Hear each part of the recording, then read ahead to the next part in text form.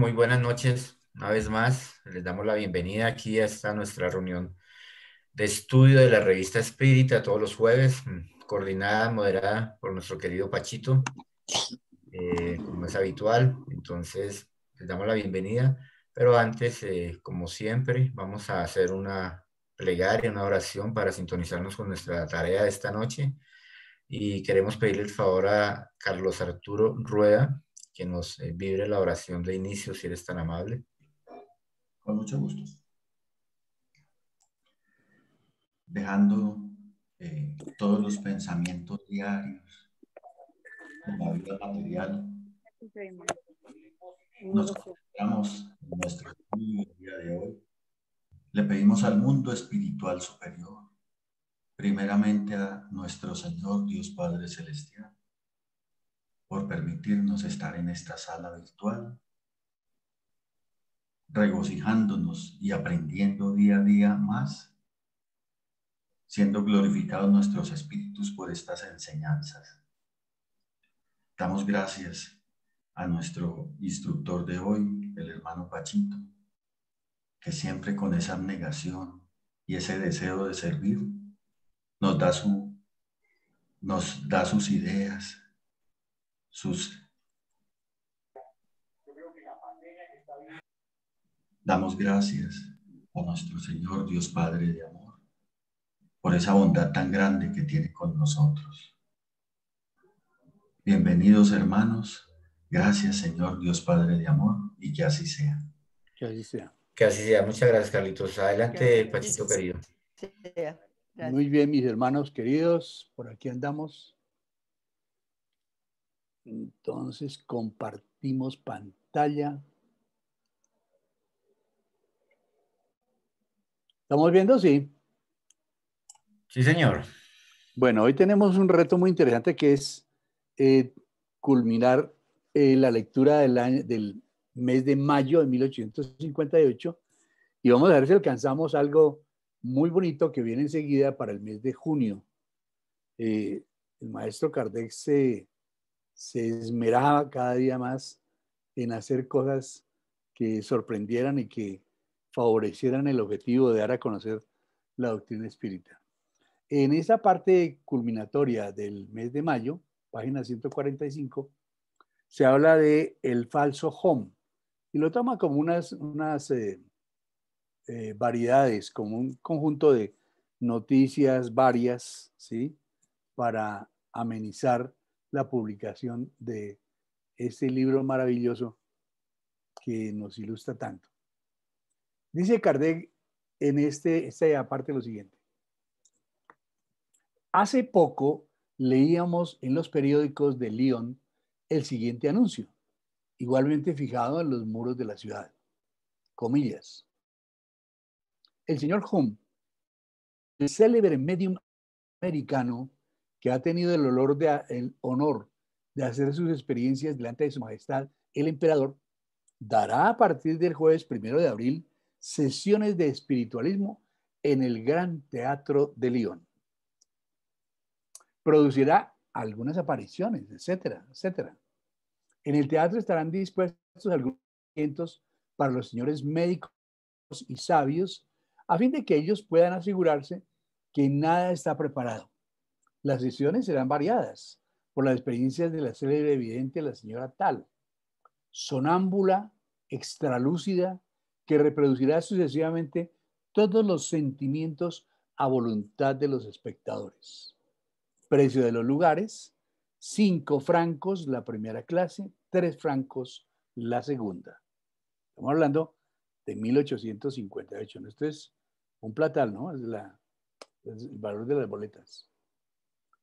Los antagonistas del señor Home, algunos escriben Hume, no han querido perder esta ocasión para ponerlo en ridículo. En su ardiente deseo de encontrar dónde criticar, ellos han acogido esta grosera mistificación con un apresuramiento que poco testimonia en favor de su juicio y menos aún de su respeto por la verdad. Porque antes de arrojar piedras a alguien, es preciso al menos asegurarse de que no errarán el blanco. Pero la pasión es ciega, no razona y frecuentemente se equivoca al querer perjudicar a los otros. Por lo tanto, he aquí, exclamaron con júbilo, a este hombre tan elogiado, reducido a subir a los palcos y a dar sesiones a tanto por lugar, y sus periódicos le dieron crédito al hecho sin ningún examen. Infelizmente para ellos, su alegría no ha durado mucho. Prontamente nos han escrito de Lyon pidiendo informaciones que pudiesen ayudar a desenmascarar el fraude. Y esto no ha sido difícil, sobre todo gracias al gran interés de numerosos adeptos con los que el espiritismo cuenta en esta ciudad. Tan pronto como el director de los teatros supo con quién iría a relacionarse, dirigió inmediatamente a los periódicos la siguiente carta. Señor redactor, me adelanto en anunciaros que la sesión marcada para el jueves 1 de abril en el Gran Teatro no tendrá lugar. Yo pensaba que había cedido la sala al señor Home y no al señor Lambert Laroche, llamado Hum. Las personas que con anticipación han adquirido camarotes o butacas podrán presentarse en la secretaría para retirar su dinero. Por su parte, el mencionado Lambert Laroche, oriundo de Langres, interpelando acerca de su identidad, se creyó en el deber de responder en los siguientes términos que reproducimos en su integridad, no queriendo de forma alguna que nos pueda acusar de la menor alteración. Vos me habéis sometido diverso exceso de vuestra correspondencia de París, de las cuales le resultáis que un señor Hum, que da sesiones en algún salón de la capital, se encuentra en ese momento en Italy y no puede, por consiguiente, encontrarse en Lyon. Yo viajo con dos sensitivos. Mi género de experiencia consiste en espiritualismo o evocación, visión, y en una palabra, reproducción de las ideas del espectador por un sensitivo. Mi especialidad de operar por ese procedimiento sobre las personas extraña, como se la puede ver en los periódicos. Yo vengo de España y de África. Esto, señor redactor, os demuestra que yo no os he querido para nada tomar el nombre de este pretendido Home que os decís de reputación. El mío es suficientemente conocido por su gran notoriedad y por las experiencias que yo produzco. Recibid, señor redactor, mi saludo atentamente. Noten ustedes las faltas de ortografía que se dan aquí, que originalmente eran errores de tipo gramatical o de ortografía en el idioma francés. Creemos inútil decir que si el señor Lambert Laroche salió de Lyon en condiciones honorables, él irá sin duda a buscar en otra parte ingenuos más fáciles para engañar. Solo agregaremos una palabra para expresar nuestro pesar al ver con qué deplorable avidez ciertas personas que se dicen serias acogen todo lo que puede servir a su animosidad. El espiritismo es hoy muy respetado por no tener nada que temer de la prestidigitación. No es más rebajado por los charlatanes de lo que lo ha sido la verdadera ciencia médica por los embaucadores de las esquinas.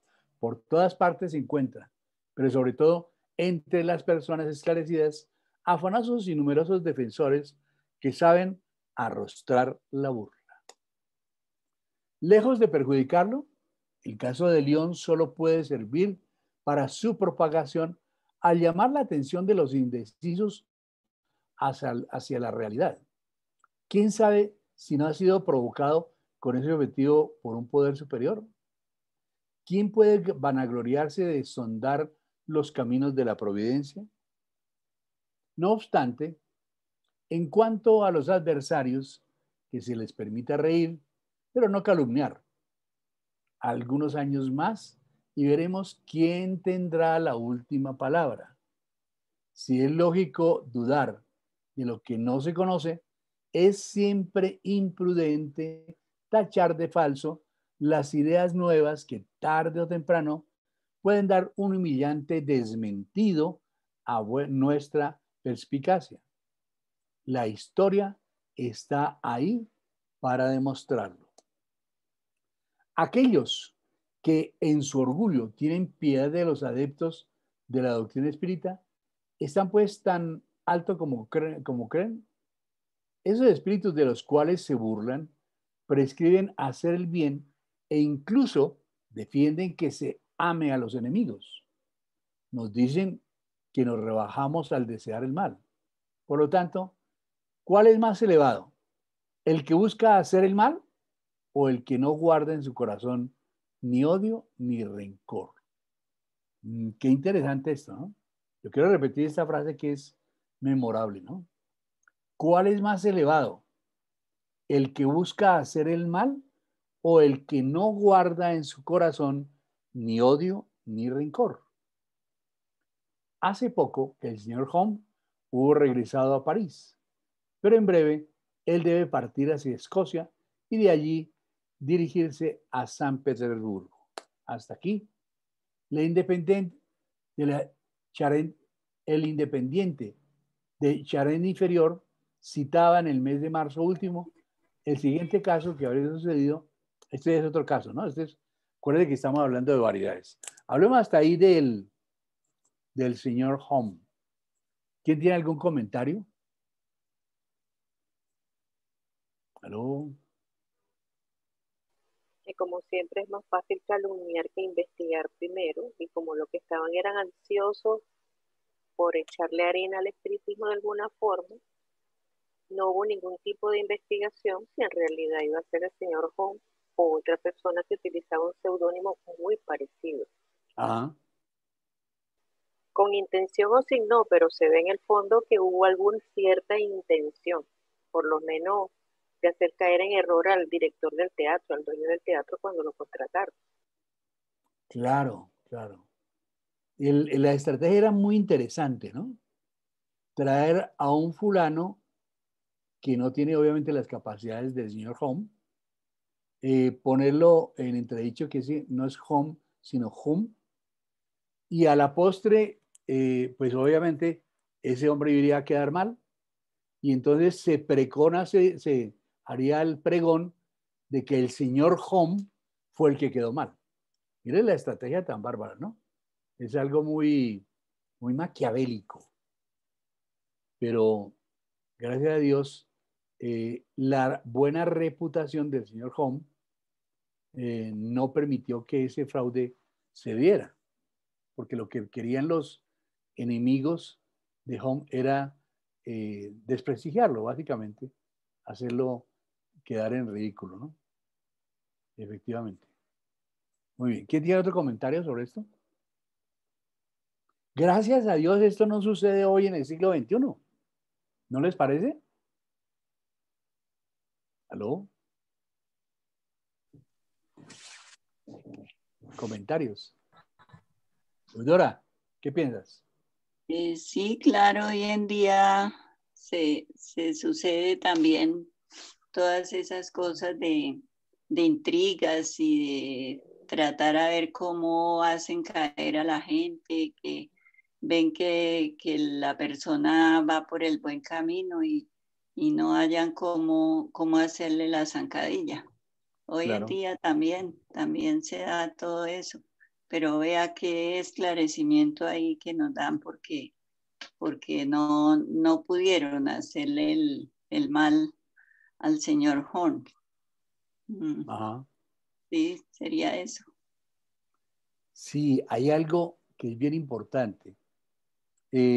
Pareciera ser que nosotros, espíritus un tanto poco desarrollados, pues somos proclives a caer en ese mundo de la difamación, ¿sí?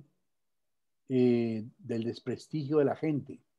Y eso como que atiza nuestro morbo, ¿no?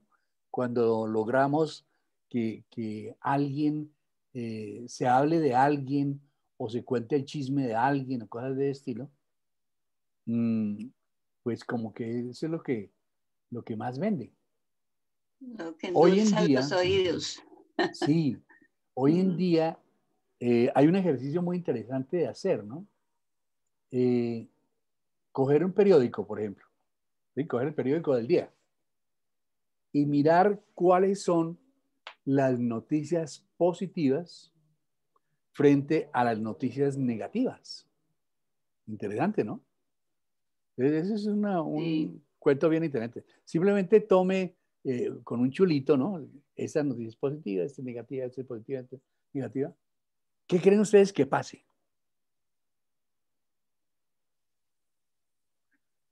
Pues que ahí haciendo ese ejercicio que dice Pachito, pues se esclarecen muchas cosas y no se le pone atención a la mala intención del que quiera hacerle resbalar, ¿no? Sería eso. Sí, señora. Dense cuenta de una cosa. Pachito, que Sí, son dale, más las rápido. noticias negativas Claro, que las positivas. claro. Ahora con respecto a la observación que hacía la anterior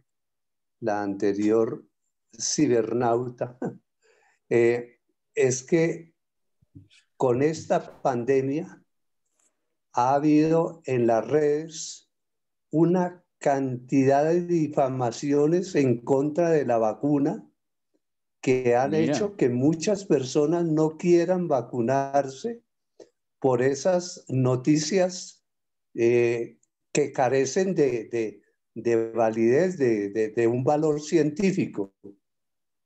Entonces, ahí está plenamente comprobado que todavía estamos muy atrasados, que todavía nuestro orgullo, nuestro egoísmo predomina sobre los demás bienes, sobre el amor, sobre la comprensión y la tolerancia.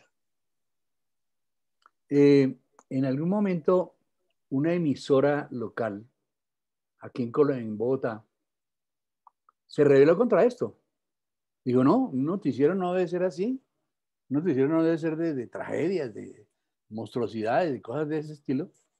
Y se propuso hacer un noticiero de solamente noticias buenas, de solamente cosas positivas. Para mi sorpresa, esta experiencia no alcanzó a durar un año.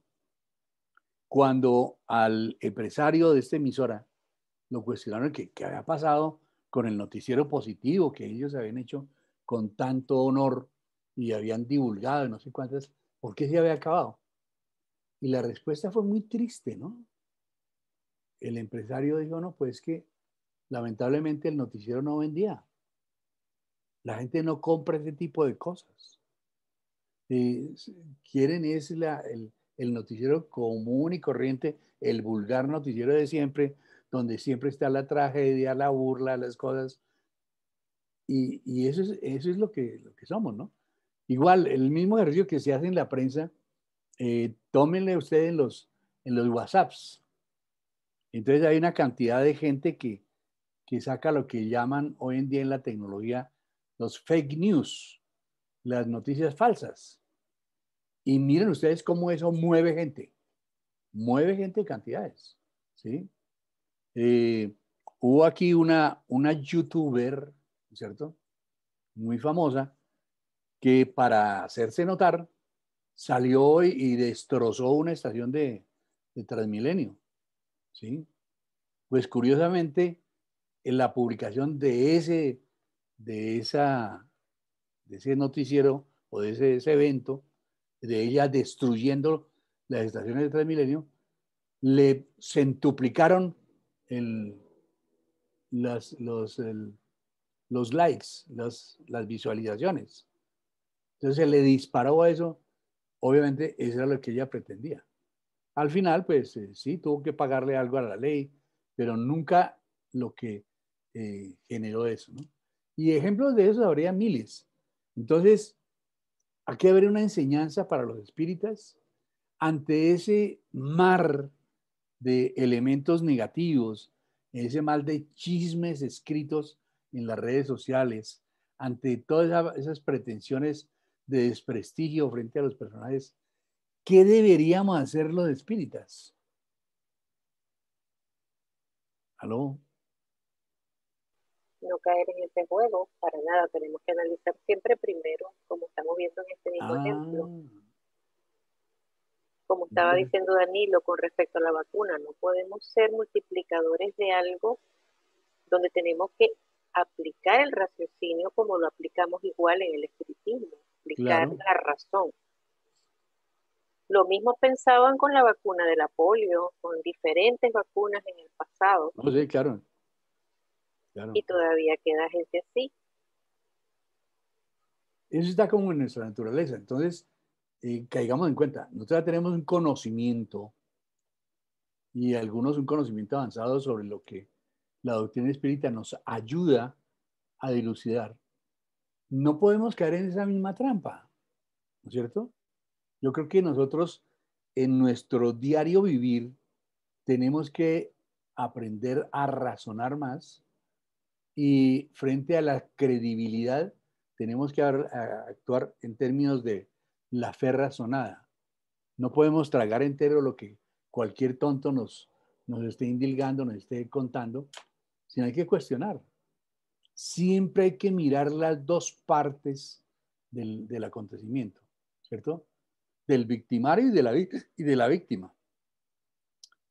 Ahora, no somos quien para poder juzgar o para poder condenar o cosas de estilo.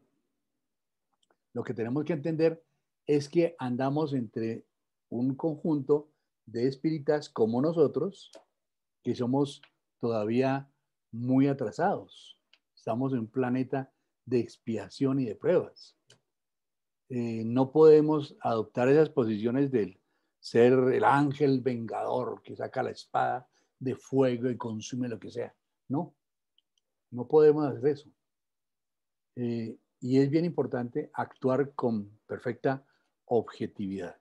No es fácil, no es fácil, pero aquí nos dan un ejemplo de cómo el dueño del teatro dijo, perdóneme, pero yo no sabía que el que iba a estar ahí no era el señor Home, era otro fulano no cayó en la trampa, no permitió que eso se diera, ¿no? Pero igual, como dice aquí Kardec, ese señor pues dio sus excusas, su cuento, trató de tapar la situación, pero se va para otro lado a seguir haciendo lo propio, ¿no? Lo que es de él. Entonces, habrá otros a los cuales puede engañar, ¿sí? Pero en la medida en que cada uno de nosotros contribuya a frenar ese tipo de cosas, pues hay que hacerlo, ¿sí? Igual cosa, por ejemplo, sucede con el chisme, porque digámonos la verdad, nosotros aquí en Latinoamérica no nos gusta el chisme, nos fascina, nos encanta, ¿sí? Entonces, somos una manera de chismosos de miedo, ¿sí? Donde haya un chisme raro, ahí estamos metidos, ahí metemos la nariz y lo que es peor, regamos el cuento. Y eso es un comportamiento que tiene que ser corregido mediante el espiritismo. No podemos juzgar, no podemos promover ese tipo de cosas. Muy bien, vamos con el siguiente caso. Entonces, el Independiente de Charrain Inferior citaba en el mes de marzo último el siguiente caso que había sucedido en el Hospital Civil de Santés. Desde hace 8 días se cuentan las historias más maravillosas y no se habla de otra cosa en la ciudad, sino de los singulares ruidos que todas las noches imitan el trote de un caballo, así como el andar de un perro o de un gato. Botellas ubicadas sobre la chimenea son arrojadas al otro extremo del cuarto. Una mañana ha sido encontrado un paquete de trapos torcidos en 1000 nudos que han sido imposibles de desatar. un papel en el cual estaba escrito: ¿qué quieres? ¿Qué pides? Ha sido dejado una noche sobre la chimenea. A la mañana siguiente la respuesta estaba escrita, pero en caracteres desconocidos e indescifrables. Mira la cantidad de fenómenos que hay detrás de todo esto. Fósforos ubicados sobre una mesita de luz desaparecen como por encanto. En fin, todos los objetos cambian de lugar y son dispersados hacia todos los rincones. Esos sortilegios solo ocurren en la oscuridad de la noche. Tan pronto como una luz aparece, todo se vuelve silencioso. Al apagarla, los ruidos recomienzan inmediatamente. Es un espíritu amigo de las tinieblas. Varias personas, eclesiásticos y antiguos militares, han dormido en este cuarto hechizado y les ha sido imposible descubrir algo que explicase lo que escuchaban. Un empleado del hospital, sospechoso de ser el autor de esas travesuras, acaba de ser dimitido. Le cancelaron el contrato, pero se asegura que él no es el culpable y que al contrario ha sido muchas veces la propia víctima. Parece que hace más de un mes que toda esta situación comenzó. Pasó mucho tiempo sin decirse nada sobre esto, cada uno desconfiando de sus sentidos y temiendo prestarse al ridículo. Solo desde hace algunos días que se ha comenzado a hablar al respecto. Nota: nosotros todavía no hemos tenido tiempo para verificar la autenticidad de los hechos anteriormente mencionados. Por lo tanto, dice Kardec, no los damos sino con las debidas reservas. Solamente haremos observar que si ellos son controvertidos, no son menos posibles y nada presentan de más extraordinario que muchos otros del mismo género que están perfectamente constatados. Muy bien, hasta ahí las notas varias de esta parte. ¿Ok? ¿Preguntas, notas, reclamos, alusiones? ¿Qué podemos decir de estos casos? Kardec aquí dice, yo no puedo dar certeza absoluta de esto porque no está aprobado. Anita Velázquez, ¿qué piensa al respecto? Oiga, Pachito, pues a mí me llama mucho la atención de que dicen, bueno, el ruido de los caballos sí se escucha, ¿cierto? Sí. Pero, y hasta el caminar del perrito, de pronto que haga ruido, que empuje algo, pero los pasos de un gato está como difícil, ¿no? Sí, ¿Cierto? De sí. creer que un gatico pueda escuchársele los pasos, ¿sí? Y los golpes y toda esa cosa pues son normales. Bueno, y qué más le cuento. Y que pues puedan quitar y transferir las cosas de un sitio a otro. Pues sí, espíritus necios que estén por allí molestando, ganas de molestar, pueden hacerlo, ¿no? Sí, O sea, eso es lo que se llama la transportación, ¿cierto? sí, sí, es posible. Entonces, pues puede ser probable, pero lo que sí me niego a creer rotundamente es los pasos del gato. No sé si usted quiere agregar algo Bueno, más. muy buen oído, ¿no? No, pero Sí. aquí hay algo que es lo que tenemos que destacar, compañeros. Es esta nota de Kardec. Nosotros todavía no hemos tenido tiempo para verificar la autenticidad de los hechos anteriormente mencionados. Por lo tanto, no los damos sino con las debidas reservas. Solamente haremos observar que si ellos son controvertidos, no son menos posibles y nada presentan de más extraordinario que muchos otros del mismo género y que están perfectamente constatados. He aquí la seriedad de toda la obra de Kardec. Todo lo que se menciona todo lo que se escribe y que tiene el aval del profesor Hipólito de Nizar Ribail, es porque ha sido constatado, porque tiene cierto grado de autenticidad.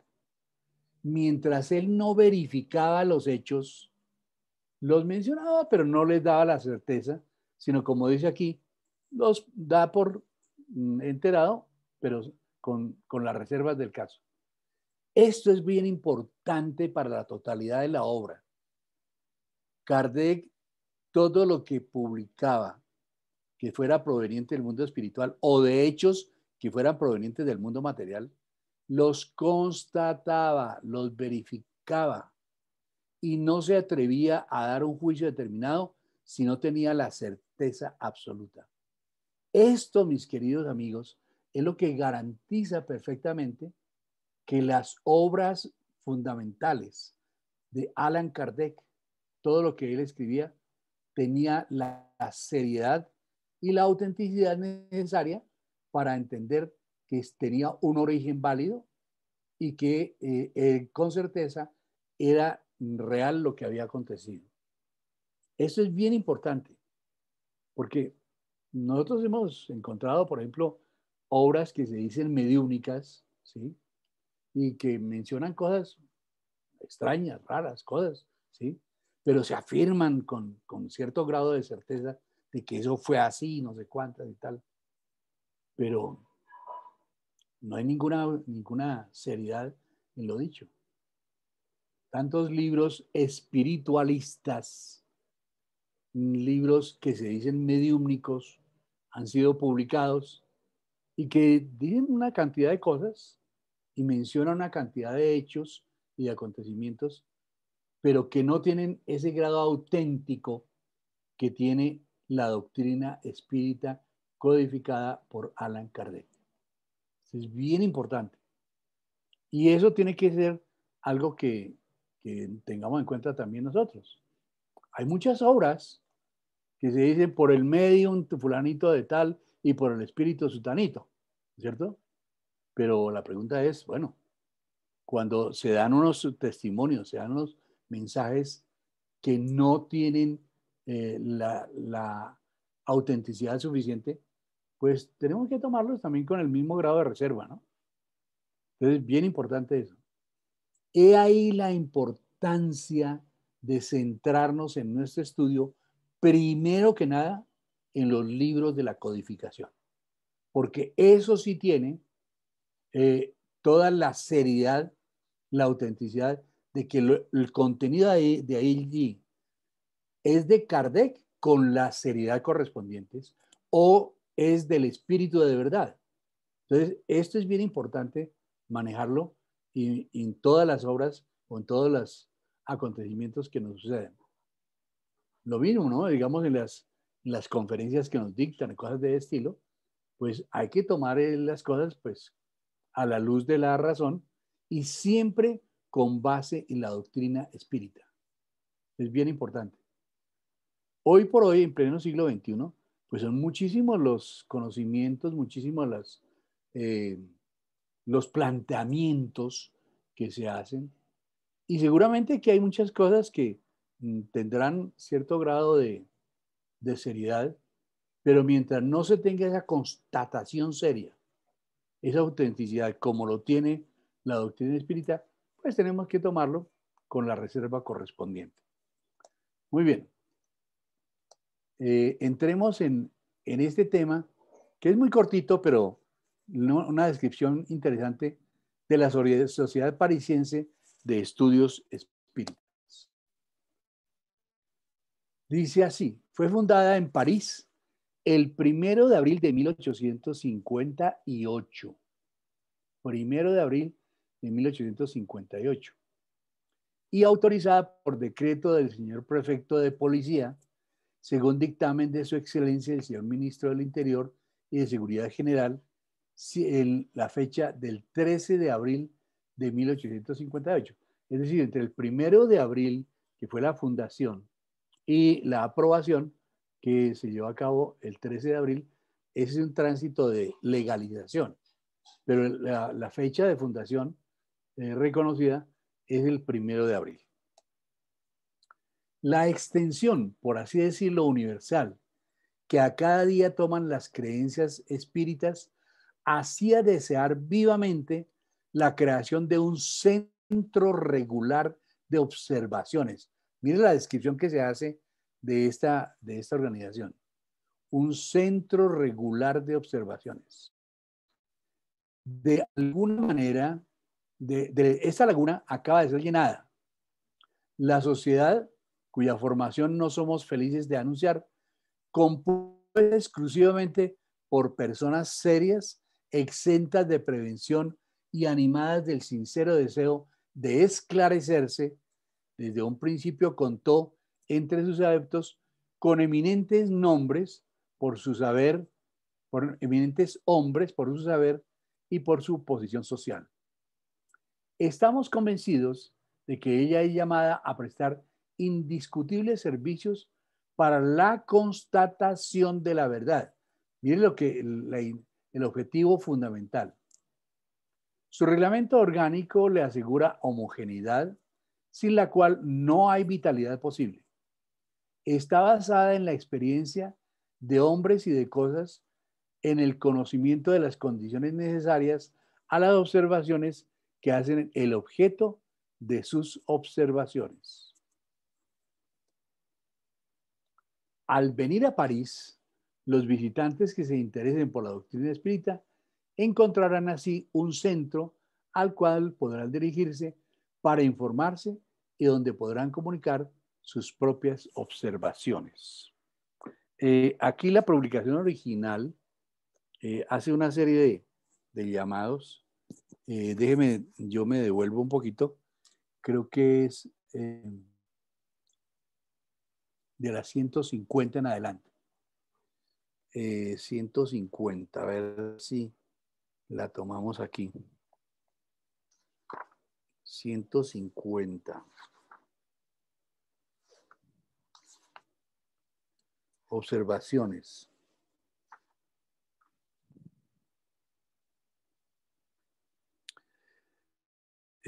La observación dice lo siguiente.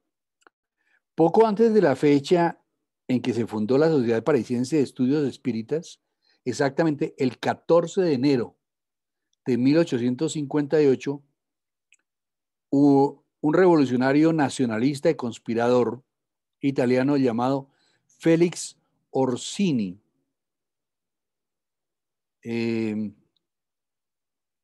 Atentaba contra la vida de Napoleón III en París,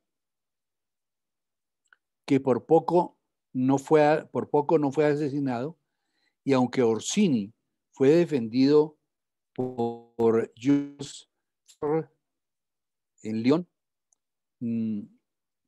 que era un abogado y politólogo y político opositor a Napoleón III, se le condenó a la pena de muerte, habiendo sido ejecutado por la guillotina.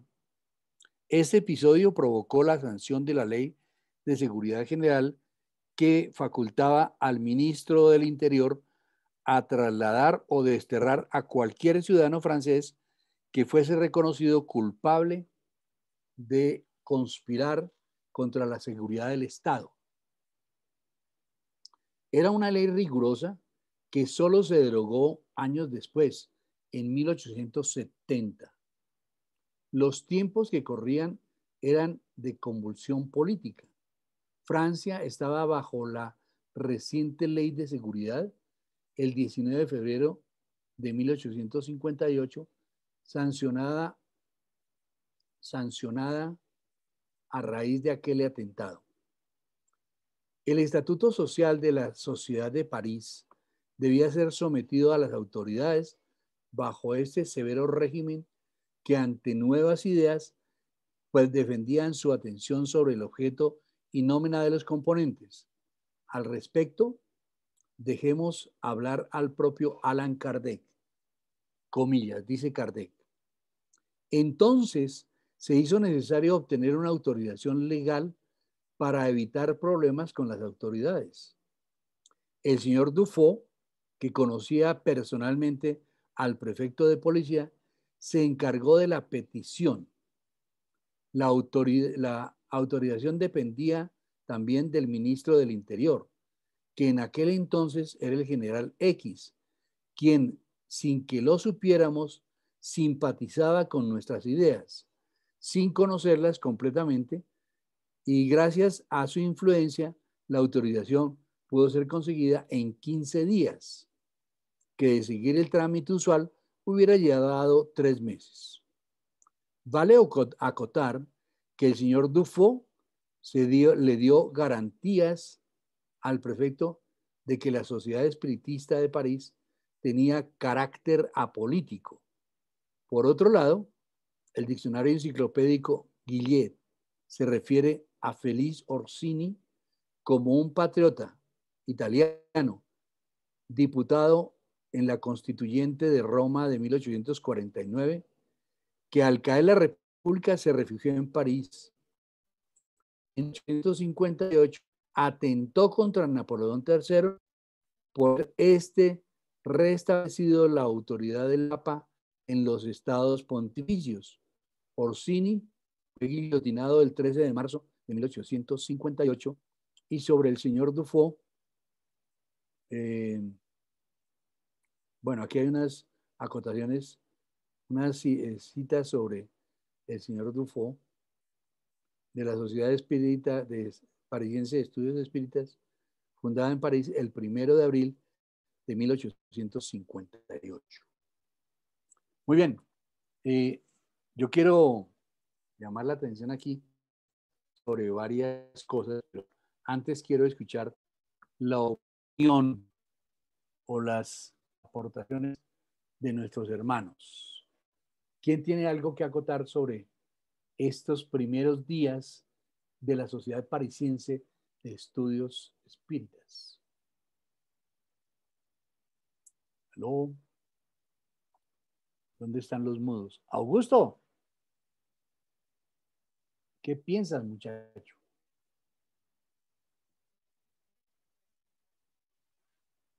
No he escuchado el día de hoy tu cálida voz. Pachito. Sí, Fabio, adelante. Sí, eso es algo bien interesante, importante que Kardec coloca este detalle de la fundación de la Sociedad Parisiense de Estudios Espíritas, ¿no?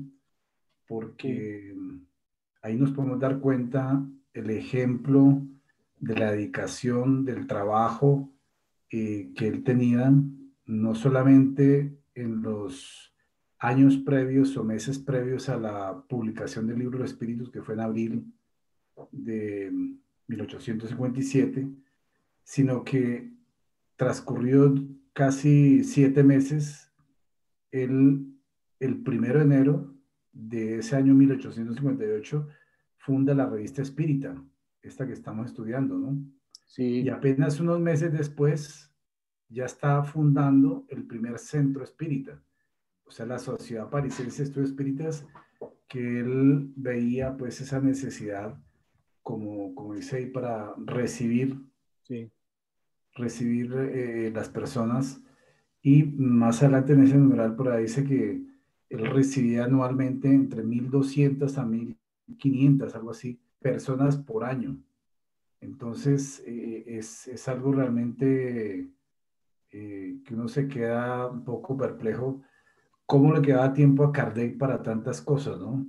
Escribir la revista, contestar a todos en la revista, atender a todas las personas que llegan a París con ese interés de conocer a Kardec y de hablar de la doctrina espírita. Y además de eso, pues asistir a las reuniones de la Sociedad Parisiense, que tenían varias pues a la semana, y al mismo tiempo estaba ya pues elaborando y estructurando su segundo, tercer y cuarto libro de la codificación, claro, ¿no? que era un trabajo realmente constante, pero que a pesar de todo, esta primera institución también nos da el ejemplo de cómo debe nacer un centro espírita, con toda la rigurosidad normativa de la época. y como dice ahí, fue autorizada por el decreto, por decreto. O sea, no fue una institución que surgió solamente para reunirse, hablar, no, le dieron toda eh, digamos, la seriedad del asunto y la creación jurídica, que es lo más importante, ¿no? Y pues es curioso digamos, para la época también a veces como que las palancas funcionaban porque, pues, el señor, como Claro, dice el señor Dufault, que fue uno de los fundadores, el padre de Hermás Dufault, él era conocido del prefecto. Entonces, sí. pues a raíz Había la palanquita, sí, de esa relación, hubo claro. una facilidad mayor en el tiempo para adquirir entonces eh, sí, esa autorización, ¿no? Del funcionamiento de la sociedad, ¿no? Sí. Entonces creo que es un ejemplo Sí, importante para todos, ¿no? sí, ejemplar, claro. Y hay algo también importante que tenemos que destacar aquí, Fabio, y es que cada vez que leemos la doctrina, la revista espírita, mm, pues hombre, uno encuentra la gran diferencia social, las características sociales de la época con relación al momento en que en ese momento estamos nosotros. No era un momento fácil, un momento en donde había una serie de convulsiones sociales tremendas, en donde pues el poder del emperador era muchísimo, pero ni se diga el poder de la iglesia, ¿no es cierto? Y fuera de eso, caigamos en cuenta que por esta época había unas corrientes de pensamiento pues supremamente complicadas de manejar. Coincidía con el desarrollo y la aparición, por ejemplo, de la masonería, el desarrollo y la aparición también de las doctrinas de tipo eh, mm, que iban en contra del espiritualismo, ¿sí? Los materialistas, que cada vez están tomando más avance. Es una época gloriosa porque había mucha inquietud intelectual. Por estos momentos ya se tenían escuelas de filosofía, por ejemplo, ¿sí? En donde se generaban ese tipo de inquietudes precisamente por no tener las comodidades que hoy en día tenemos. No había radio, no había televisión, no había periódicos, ¿no es cierto? Entonces, la gente con inquietudes intelectuales se reunía y generaban corrientes de pensamiento supremamente diversas.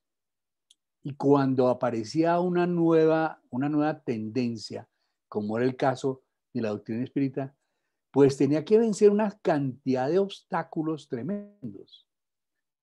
No en vano, nos muestra que era necesario acudir a crear como esa talanquera de tipo jurídico para evitar complicaciones, porque eran muchísimos los opositores, y como lo hemos visto en escritos ya anteriores de la misma revista, que se oponían y se oponían en la peor de las formas, como lo que vimos al comienzo de la sesión de hoy, ¿sí? Entonces era necesario blindarse y Kardec lo hacía.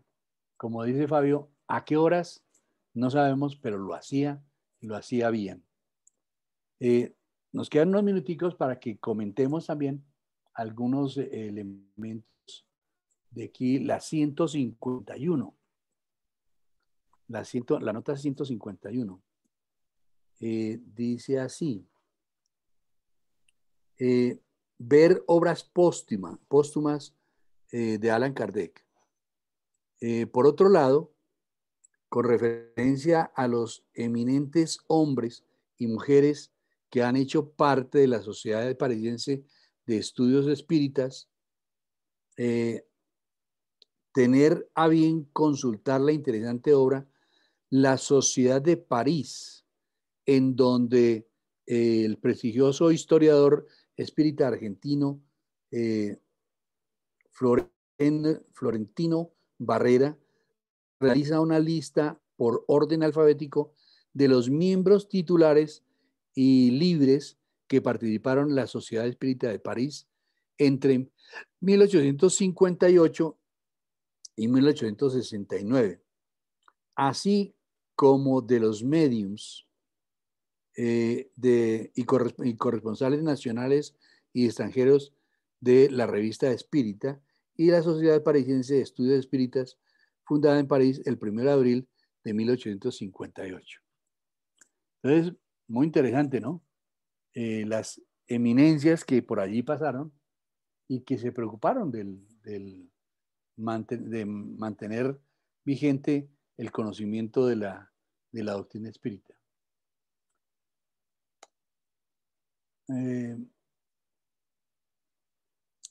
Quiero destacar también este punto de final donde dice Kardec: estamos convencidos que ella es llamada a prestar indiscutibles servicios para la constatación de la verdad. Está hablando de la Sociedad Espiritista de París. Su reglamento orgánico le asegura homogeneidad sin la cual no hay vitalidad posible. Está basada en la experiencia de hombres y de cosas y en el conocimiento de las condiciones necesarias a las observaciones que hacen el objeto de sus investigaciones. Ojalá algún día tengamos la oportunidad de revisar investigativamente estos comienzos para caer en cuenta de las personas que formaron parte de este grupo inicial de la Sociedad Espiritista de París. Muy interesante, sobre todo encontrar allí personas de una gran prestancia, intelectuales, investigadores y personas que estaban interesadas en profundizar y conocer mejor la verdad. Muy bien, ¿comentarios? Josefa, ¿qué piensa de todo esto? Hola, buenas noches a todos. Hola, buenas noches. ¿Me oye bien?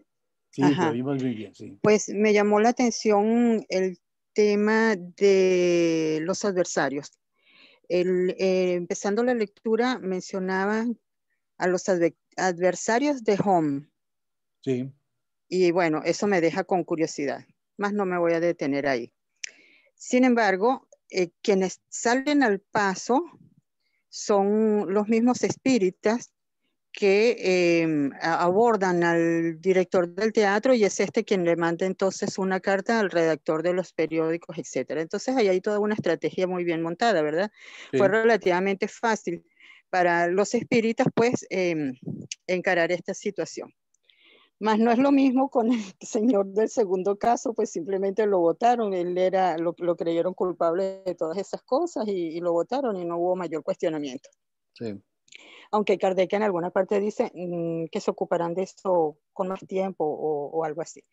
Entonces sí, también como usted lo dijo, era una época de mucha convulsión política, pero sí es muy interesante estudiar, hacer investigación sobre la cantidad de adversidades que tuvieron en aquella época y el espiritismo salió adelante con todo eso. Kardec con su manera intensa pues de trabajar, pero también tuvo la colaboración de eminentes personas muy destacadas, muy renombradas, sí.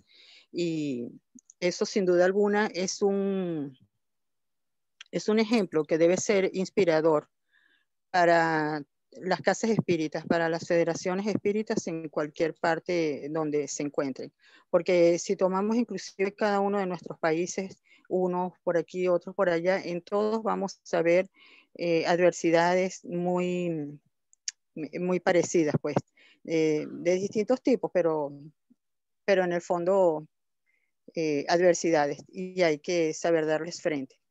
El tema de tener un reglamento orgánico fundamental, ya lo dice desde el principio, desde que se forma la primera sociedad espírita, hay un reglamento donde dice, le asegura la homogeneidad sin la cual no hay vitalidad posible, importantísimo para todo el mundo.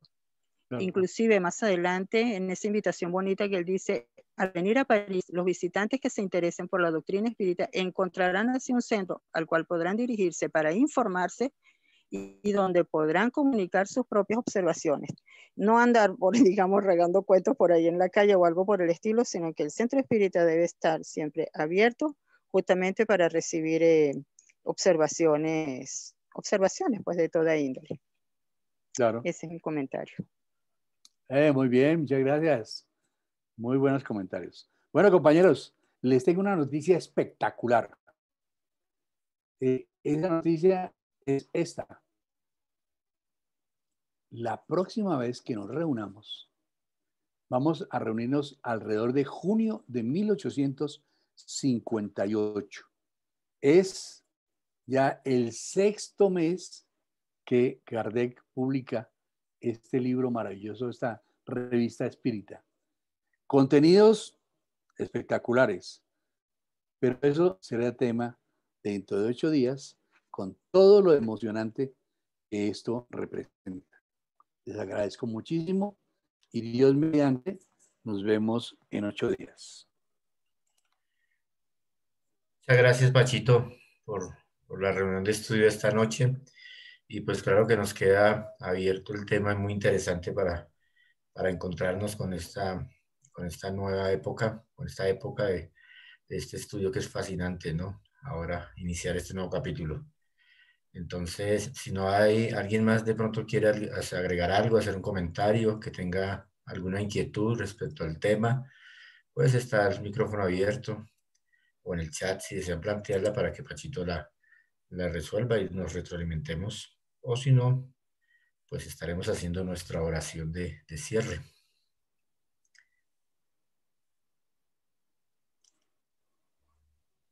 ¿Hay alguna inquietud? ¿No? Solamente... Buenas noches. Okay, sí. Sí, adelante. Sandra. Hola, Sandra. ¿Cómo está? Bueno, yo quería preguntarles algo. Es importante todo esto que se creó en esa época con situaciones tan complejas como fue la situación de abrir un centro espírita y todas las personas que contrariaban la información y todo.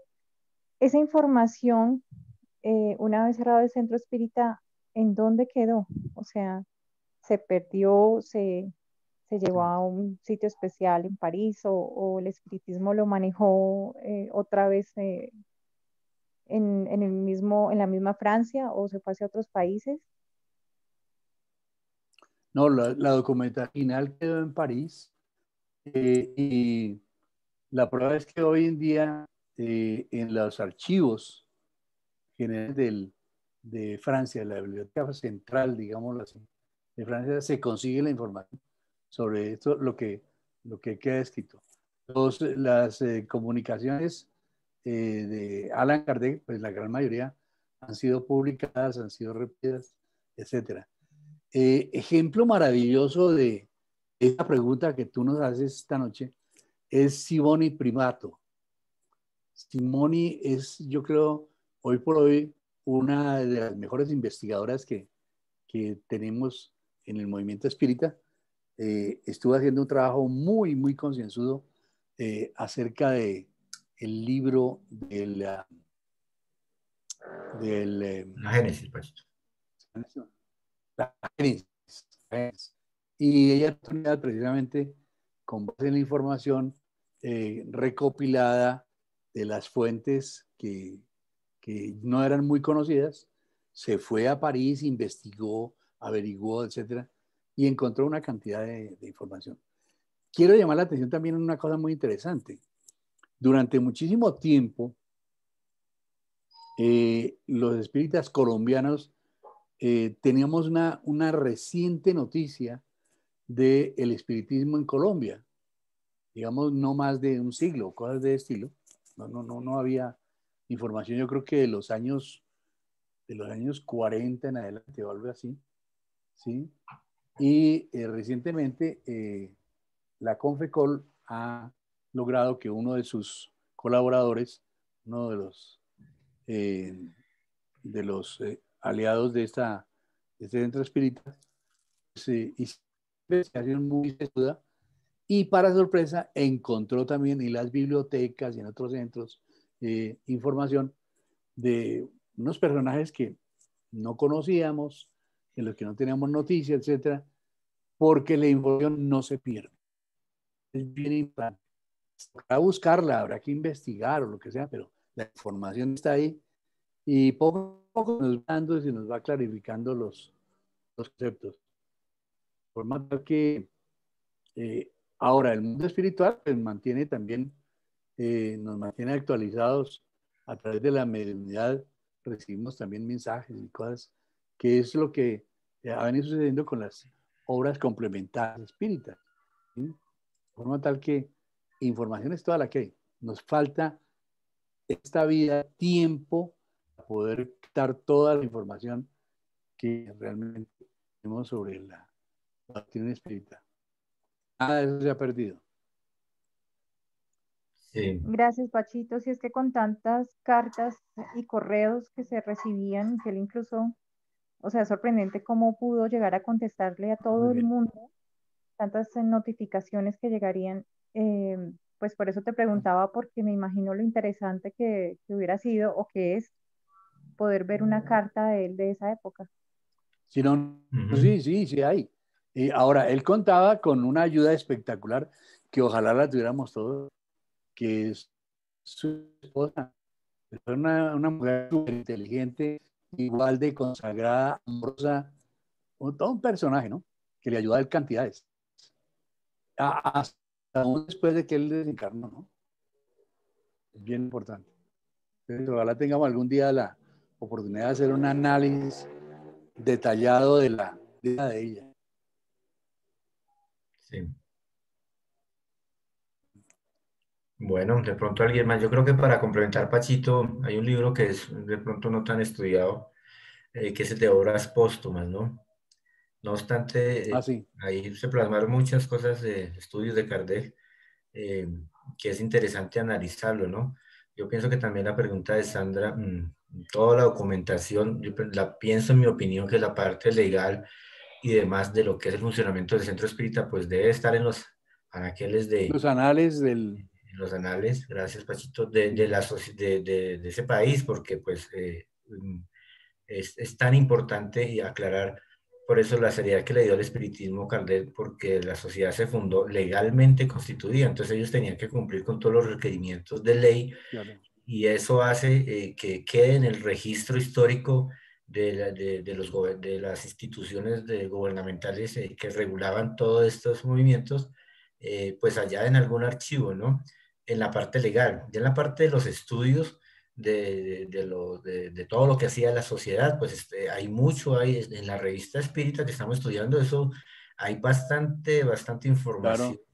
En otras revistas, por ejemplo, estudiando a León Denis, uno se da cuenta cómo revistas que no eran espíritas hacían refutaciones y análisis a la doctrina espírita. Entonces, probablemente sería materia de también otro investigador irse a esas fuentes que cita León Denis, o que cita más bien uno de sus biógrafos, donde las revistas espiritualistas de la época llaman a la atención muchos artículos de que tienen que ver con el espiritismo y sus refutaciones y las respuestas que daba Allan Kardec.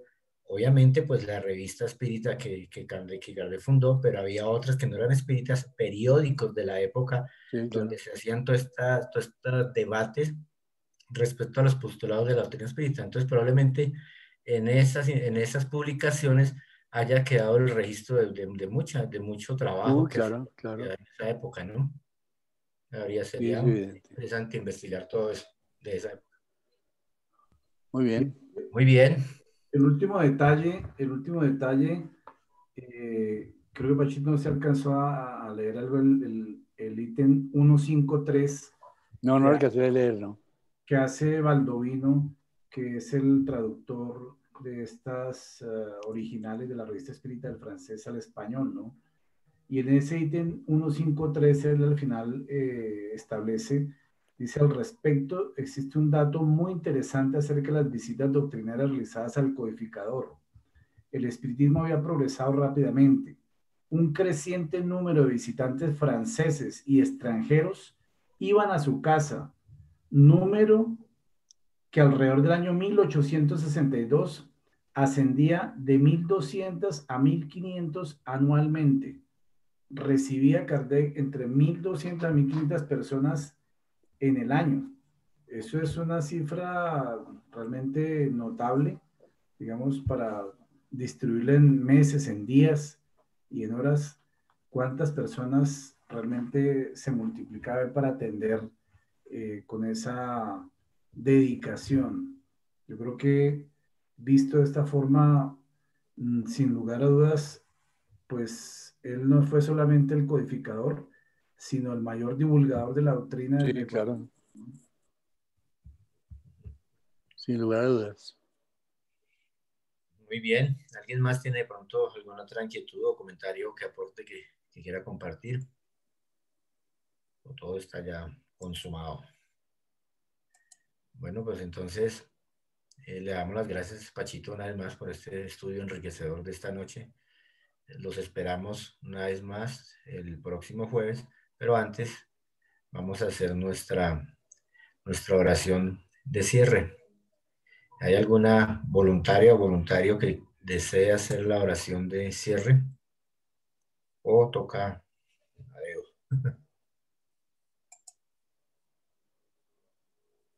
¿No? Bueno, lo voy a hacer yo en esta oportunidad entonces para que, para que descansen. Vamos, los invito a que nos dispongamos, a que cerremos nuestros ojos por un instante para poder entrar en comunión con el mundo espiritual, con nuestros guías espirituales que dirigen nuestras vidas, que dirigen y orientan estas tareas de crecimiento y de aprendizaje espiritual.